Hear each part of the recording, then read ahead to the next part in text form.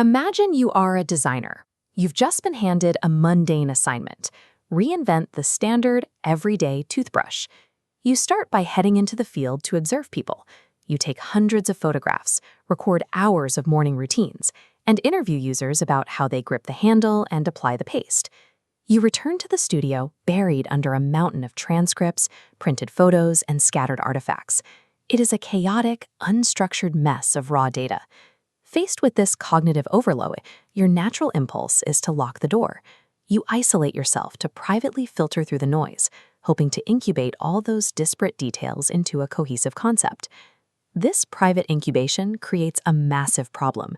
Because the heavy mental lifting happens quietly in your head or on scratch paper, it forms a black box. To anyone outside that room, there is zero visible connection between the raw field data and the final design. From the client's point of view, they walk into the room and see a polished, specific concept sitting right next to a chaotic wall of Sharpie scribbles. Without a documented trail showing how the research shaped the design, the concept feels arbitrary. The client dismisses it as a blue sky pipe dream or an unnecessary financial risk. This misunderstanding damages the design industry. Because synthesis looks like an unexplainable, mystical flash of inspiration, agencies struggle to bill for it. Clients refuse to pay for what they perceive as magic. Leaving the creative process as a mystery derails innovation. It trains businesses to view deep, contextual user research as a waste of resources. Back in that locked room, the designer is fighting a biological limit. The human brain cannot hold hundreds of discrete photographs, quotes, and observations in its active memory at once. Laptops often make it worse. Digital folders and databases force an artificial structure onto the research, hiding connections and preventing you from seeing the forest for the trees. To break out, you have to get the data out of the machine. You print everything and spatialize it across a massive physical wall, so every piece of evidence is visible at the same time. This physical layout is the beginning of sensemaking. It is a continuous, active effort to move items around, group them together, and forge relationships between seemingly unrelated ideas. Spreading the data across a wall strips away the constraints of technology and memory.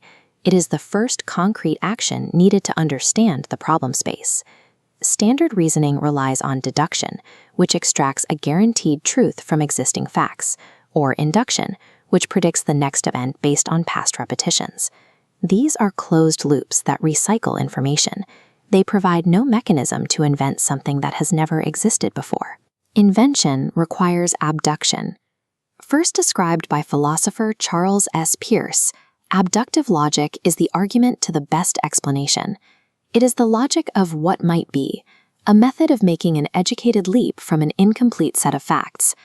Abductive reasoning is a rigorous hypothesis, not an epiphany.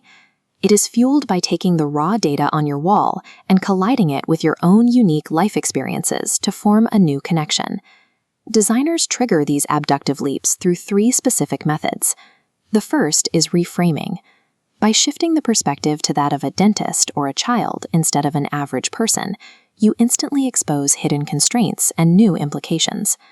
The second method is concept mapping.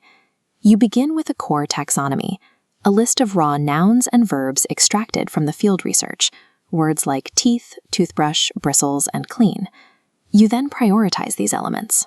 Ranking them by importance and indenting the list establishes a strict physical hierarchy of the problem space. Drawing literal lines between these groups forces the creation of new semantic relationships. This map builds a mental model that explains exactly how the toothbrushing ecosystem operates. Method 3 is insight combination. You collide a specific research observation, like users hating the medicinal smell of mouthwash, with a totally unrelated cultural pattern, like gourmand flavors in consumer soaps and snacks. This combination leads to a new idea, a butterscotch-flavored oral care system. This breakthrough is engineered through structured logic, rather than summoned through magic. When you step back from that final design to look at the wall again, the chaos of Sharpie and sticky notes reveals itself as a map of rigorous logic.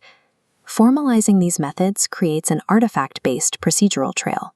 You can trace an illuminated path backward from the final product, through the concept map, to the exact photograph taken in the field.